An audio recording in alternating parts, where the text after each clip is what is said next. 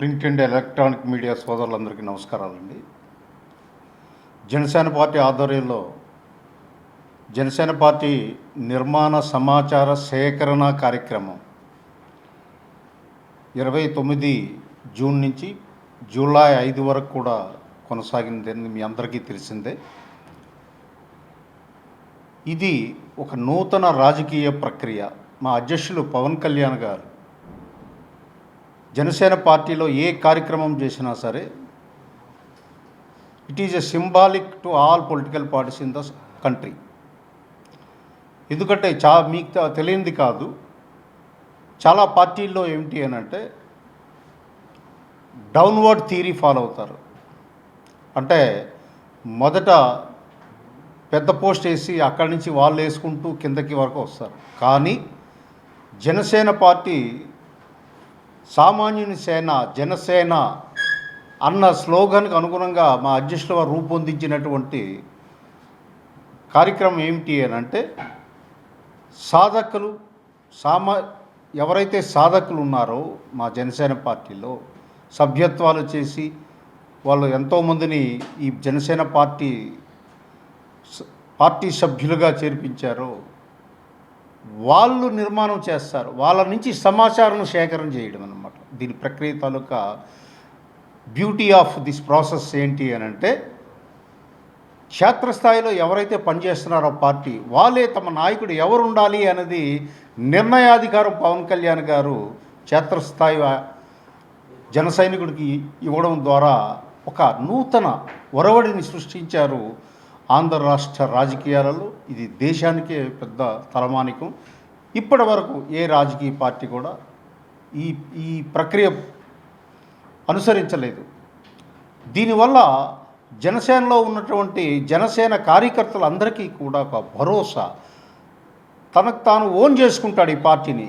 ఇది నా పార్టీ, నేను ఎవరినైతే సూచిస్తానో, ఎవరి సమాచారం అయితే నేను అధ్యక్షులకి అందిస్తానో ఆ సరైన సమాచారాన్ని విశ్లేషించి అధ్యక్షుల వారు ఎవరు ఏ పదవికి అర్హులు అన్నది నిర్ణయింపబడే ప్రక్రియ. ఇది గత నెల 29 నుంచి 3వ తారీఖు వరకు మొదట అనౌన్స్ చేయడం జరిగింది అధ్యక్షుల వారు. కానీ క్షేత్రస్థాయి నుంచి పరిశీలకులు అలాగే సాధకులు అందరి కోరిక మేరకు ఇది పొడిగించవలసిన అవసరం ఉందని తెలిసి మరొక 2 రోజులు అంటే 4, 5వ తారీఖులు ఈరోజు సాయంకాలం 6 గంటల వరకు కూడా ఈ ప్రక్రియ కొనసాగుతుంది. 25 పార్లమెంటరీ నియోజకవర్గాలలో ఈ ప్రక్రియ అబ్జర్వర్గా ఎంపీలు, ఎమ్మెల్యేలు, చైర్మన్లు అందరినీ కూడా 25 పార్లమెంటరీ కమిటీలో వేయడం జరిగింది.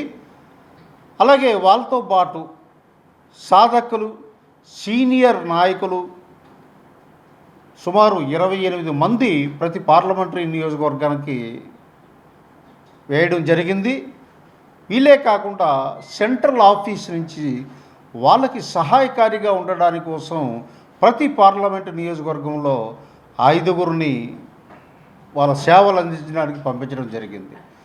ఇంత శాస్త్రయుక్తంగా చాలా మంచి ప్రణాళికబద్ధంగా ఒక ప్లాన్ని రూపొందించి ఒక విజనరీ అప్రోచ్తో అధ్యక్షులు పవన్ కళ్యాణ్ గారు ఇది 25 నియోజకవర్గాల్లో అంటే ఆంధ్ర రాష్ట్రం అంతా కూడా ఈ 7 రోజులు కూడా ఒక అద్భుతమైన పండగ వాతావరణం నెలకొంది. చాలామంది ప్రజలు కానీ తటస్థులు కానీ అందరూ ఆశ్చర్యంగా చూస్తున్నారు. ఎప్పుడూ లేదే ఈ ప్రక్రియ. పవన్ కళ్యాణ్ గారు ఈ రాజకీయాల్లో ఎప్పుడూ కూడా కొత్త ఒరవడి సృష్టించే జనసేన అధ్యక్షులు పవన్ కళ్యాణ్ గారు నిర్మాణ ప్రక్రియని కూడా కొత్త ఒరవడిలో తీసుకెళ్తున్నారని ఆ నోట ఈ నోట అచ్చట ఇచ్చట చర్చలు కొనసాగుతూనే ఉన్నాయి రాష్ట్రం మొత్తం మీద. ఈ కార్యక్రమం కొద్ది గంటల్లో ముగింపు పలుకుతుంది. ఈ కార్యక్రమంలో పనిచేసినటువంటి మా అబ్జర్వర్స్ ఎవరైతే ఉన్నారో పార్లమెంటు సభ్యులు కానీ అలాగే శాసనసభ్యులు అలాగే పెద్దలు నాగబాబు గారు కానీ మంత్రివర్యులు కందులు దుర్గేష్ గారు కానీ చైర్మన్లు, కార్పొరేషన్ చైర్మన్లు అందరూ కూడా అత్యంత ఉత్సాహంతో నిబద్ధతతో ఈ 7 రోజులు కూడా చాలా ఆశ్చర్యం వేసింది మాకు. చాలామంది వాళ్ళ వయసును కూడా లెక్క చేయకుండా ఉదయం నుంచి సాయంకాలం వరకు కుర్చీలో కూర్చొని ఆ ఒత్తిడిని, ఆ తాకిడిని సమన్వయపరుచుకొని రాత్రి 10-11 వరకు కూడా పనిచేయడం అన్నది జనసేన తాలూకా ఇంపాక్ట్ ఏ రకంగా క్రియేట్ చేసింది వాళ్ళందరికీ కూడా ఈ ప్రశ్ముఖంగా కృతజ్ఞతలు తెలియజేస్తున్నాం పార్టీ తరఫున. ఎందుకు అంటే ఈ మేజర్ ప్రక్రియలో మీరు పరిశీలకులుగా మీ యొక్క బాధ్యత అద్భుతంగా నిర్వర్తించారు. మీ అందరికీ కూడా కృతజ్ఞతలు. అలాగే 28 మంది సాధకులు, సీనియర్ నాయకులు, వాళ్ళు కూడా అందరూ కూడా ఎంతో బాధ్యతాయుతంగా అసలు ఇంత క్రమశిక్షణగా జరుగుతుంది ఏమిటి అని సమకాలీన ఆంధ్రప్రదేశ్లో ఉన్న మిగతా రాజకీయ పార్టీ వాళ్ళు ఆశ్చర్యంగా, అద్భుతంగా ఒకంతటా వాళ్ళు దిగ్భ్రమ చెందే విధంగా చూస్తున్నారు. ఈరోజు ప్రతి ప్రాంతం నుంచి మాకు వస్తున్న రిపోర్ట్స్. సో ఈ కార్యక్రమం చాలా విజయవంతంగా సాగింది. సాగడంతో పాటు మాకంతా చాలా సంతోషంగా ఉంది. అధ్యక్షుల వారు కూడా వారు ఏదైతే ఆశించారో దానికి మించి స్పందన రావడం మరొకసారి జనసేన పార్టీలో ఉన్నటువంటి కార్యకర్త నుంచి నాయకుల వరకు అందరికీ కూడా ఉత్తేజితులయ్యారు ఈ కార్యక్రమంతో. ఎందుకంటే గతంలో మెంబర్షిప్ డ్రైవ్లో అధ్యక్షుల వారు చెప్పారు, మెంబర్ టు లీడర్షిప్. ఒక కార్యకర్తగానే కాదు, కార్యకర్త నుంచి నాయకుడిగా ఎదిగే ప్రక్రియ ఈ పార్టీలో జరగాలనే ఉద్దేశంతో ఈ ప్రక్రియని అధ్యక్షుల వారు అమలు చేయడం జరిగింది. సుమారు 30,000 మంది దరఖాస్తు చేసుకున్నారు 25 పార్లమెంటరీ నియోజకవర్గంలో కూడా.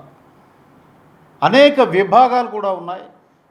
ప్రతి ఒక్కరికి వారి సామర్థ్యాన్ని బట్టి, వాళ్ళ తాలూకా విద్యార్హతలు బట్టి, వాళ్ళ అనుభవాన్ని బట్టి పార్టీ ప్రతి విభాగంలో కూడా వాళ్ళ సేవలు ఉపయోగించుకోవాలనేటువంటి ఆలోచనతో అధ్యక్షుల వారు ఈ ప్రక్రియని మొదలుపెట్టారు. సో ప్రతి ఒక్కరికి కూడా నిర్మాణంలో భాగస్వామ్యం లభిస్తుంది.